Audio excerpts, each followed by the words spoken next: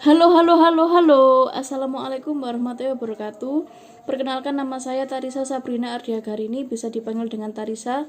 Saya berasal dari jurusan Biologi Fakultas Sains dan Teknologi Universitas Islam Negeri Maulana Malik Ibrahim Malang. Nah, di sini saya akan menjelaskan review tentang materi karakter building dan studi kasus yang mengangkut integrasi sains dalam perspektif Islam. Oke, yang pertama saya akan menjelaskan review materi dari karakter building ini. Karakter building ini materi yang disampaikan oleh Dr. Ari Wahyu Prananta, SPI MSOS.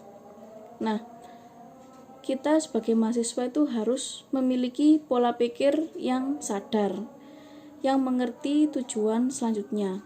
Selain itu, kuliah ini sangat penting guys, karena kuliah ini dapat merubah pola pikir untuk menyelesaikan suatu permasalahan agar lebih cepat dan efektif. Selanjutnya, karakter itu merupakan sesuatu yang tidak bisa dihilangkan, tetapi bisa dibentuk secara aktif, yaitu kebiasaan untuk selalu memperbaiki diri sendiri. Nah, karakter building ini dimaksudkan untuk membangun agar karakter yang ada pada diri kita ini menjadi sehat, baik, benar, cerdas, kreatif, yang selalu kerja keras, jujur, dan memiliki tanggung jawab. Nah, orang yang beretika itu lebih hebat dari orang yang berintelektual tinggi tapi kurang beretika. Nah, karakter ini berbeda-beda.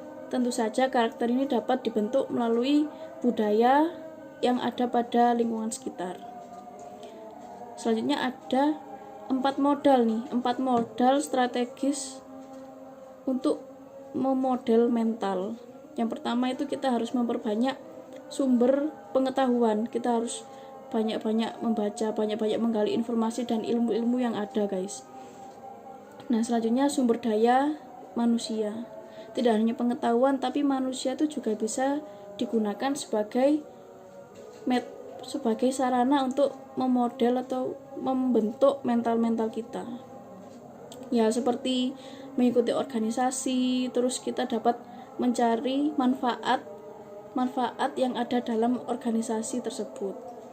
Nah, selanjutnya ada pendidikan karakter untuk pengembangan masyarakat masa depan. Nah, ini masyarakat masa depan kita juga harus aktif dalam berbahasa Indonesia, karena bahasa Indonesia kan juga merupakan bahasa nasional ya. Kita harus mencari nilai keagamaan, budaya, dan potensi individu yang kita punya. Nah, pendidikan karakter ini ada di mana-mana guys, ada di kampus, ada di lingkungan sekitar kita melalui edukasi formal dan edukasi non formal atau informal.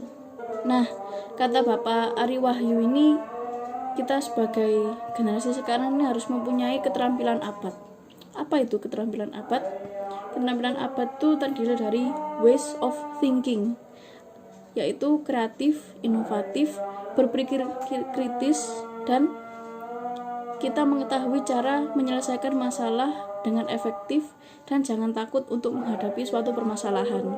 Yang kedua ada ways of working, yaitu melakukan sebuah komunikasi dan berkolaborasi dengan orang lain. Selanjutnya ada living in the world. Ya, ini tuh seperti hubungan kita dengan lingkungan sekitar kita itu guys. Kita harus bersatu padu agar karakter yang ada pada diri kita ini menjadi semakin baik.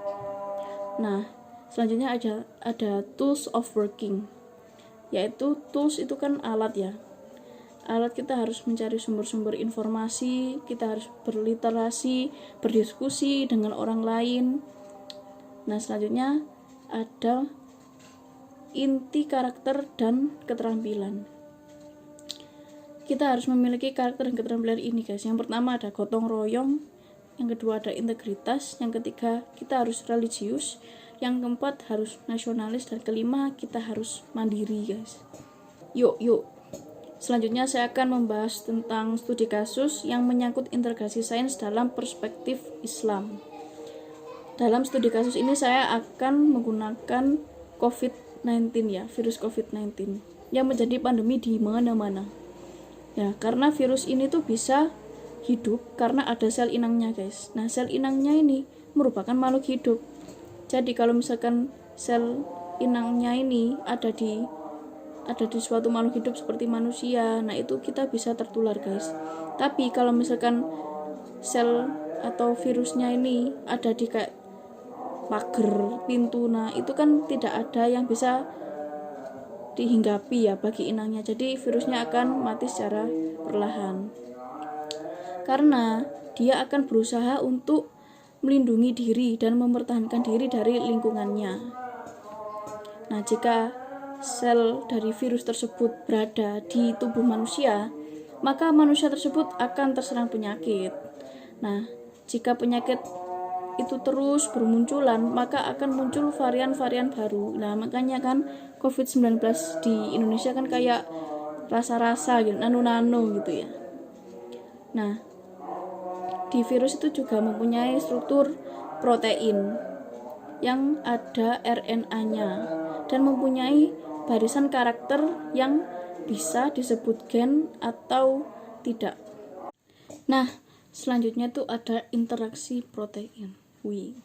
Virus corona ini mempunyai 28 jenis protein. Nah, proteinnya ini akan berinteraksi dengan sistem kekebalan tubuh manusia. Tetapi, sistem kekebalan tubuh manusia akan mempelajari gerak-gerik pelaku virus corona ini. Jadi, gampang untuk mengalahkan virus corona tersebut, guys. Nah, jadi seperti itu, guys. Wassalamualaikum warahmatullahi wabarakatuh. Terisa Sabrina Ardagarini undur diri. Dadah.